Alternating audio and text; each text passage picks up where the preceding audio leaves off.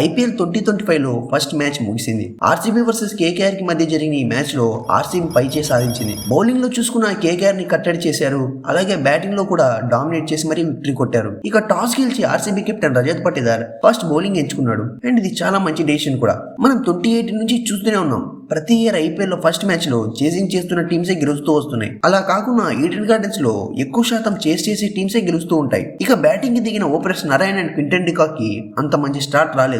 First over లోనే Josh Hazlewood de Kock ని out చేశాడు. డికాక్ కి already Suyash Sharma catch drop రూపంలో ఒక లైఫ్ వచ్చింది, కానీ దాన్ని సరిగ్గా యూజ్ చేసుకోలేకపోయాడు. ఆ తర్వాత 2 ఓవర్స్ లో కూడా దయాల్ అండ్ హేజల్వుడ్ చాలా మంచి బౌలింగ్ వేశారు. కానీ పవర్ ప్లే లో చివరి 3 ఓవర్స్ లో క్రీజ్ లోకి వచ్చిన రహానే మాత్రం ఉతికారేశాడు. 4th ఓవర్ లో కెప్టెన్ రజత్ పటిదార్ రసికి బాల్ అందించాడు. దయాల్ తన ఫస్ట్ ఓవర్ లో బాగా వేసినా కానీ రసికి ఎందుకు బాల్ ఇచ్చాడో తెలియదు. ఆ తర్వాత ఓవర్ లో కృణాల్ వచ్చినా కానీ రన్ రేట్ ని ఆపలేకపోయాడు. ఇలా కెప్టెన్ రహానే కేవలం 25 బాల్స్ లోనే 50 కొట్టాడు. పవర్ ప్లే లో ఫస్ట్ 3 ఓవర్స్ లో 9 రన్స్ మాత్రమే వచ్చాయి, కానీ లాస్ట్ 3 ఓవర్స్ లో మాత్రం 51 రన్స్ వచ్చాయి. ఇది చూసి 200+ ఈజీ అనుకున్నాం, కానీ మిడిల్ ఓవర్స్ లో ఆర్సీబీ అద్భుతమైన కంబ్యాక్ ఇచ్చింది. కృణాల్ వచ్చి అప్పుడే బాగా ఆడుతున్న నారాయణ్ వికెట్ తీశాడు. అండ్ ఆ తర్వాత బిగ్ షాట్ కి ట్రై చేసి రహానే కూడా అవుట్ అయిపోయాడు. ఇక నెక్స్ట్ వచ్చిన బ్యాట్స్మెన్ ఎవరు కూడా ఎక్కువసేపు నిలవలేకపోయారు. మెయిన్ గా the man Krunal Pandya, left arm విసిరేసే బౌలర్. ఆర్సీబీ మిడిల్ ఓవర్స్ లో కంబ్యాక్ ఇచ్చిందంటే తినవల్లే. ఏదో పేసర్ లాగా వెంకటేష్ అయ్యర్ కి బౌన్సర్ వేశాడు, అది కూడా తను హెల్మెట్ పెట్టుకున్నప్పుడు. అండ్ నెక్స్ట్ బాల్ కి హెల్మెట్ తెప్పించుకొని పెట్టుకున్నా కానీ లాభం లేదు. ఈసారి స్టంప్స్ ని అటాక్ చేసి క్లీన్ బౌల్ చేశాడు. అండ్ డేంజర్ హీటర్ అయిన రింకు సింగ్ ని కూడా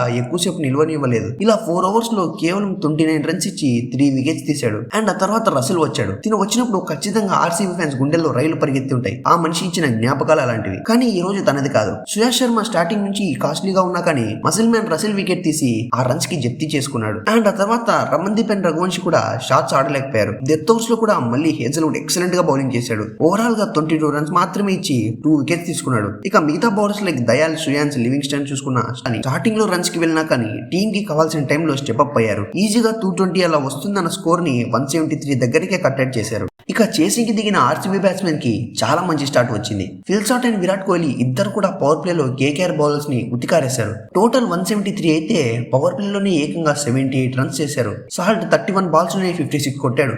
ఇలా ఈ ఓపెనింగ్ లోనే 90 రన్స్ పార్ట్నర్షిప్ వచ్చింది. పవర్ ప్లే తర్వాత వరుణ్ చక్రవర్తి సాల్ట్ వికెట్ తీసినా కానీ రన్ రేట్ ఎక్కడా ఆగలేదు. విరాట్ కోహ్లీ ఒక ఎండ్ లో అటాక్ చేస్తూ 36 బాల్స్ లో 59 రన్స్ చేశాడు. 1 డౌన్ లో వచ్చిన దేవదత్ పడికల్ ఎక్కువసేపు ఆడలేకపోయినా కానీ తర్వాత వచ్చిన కెప్టెన్ రజత్ పటిదార్ మాత్రం చాలా మంచి క్యాంబియో ఆడాడు.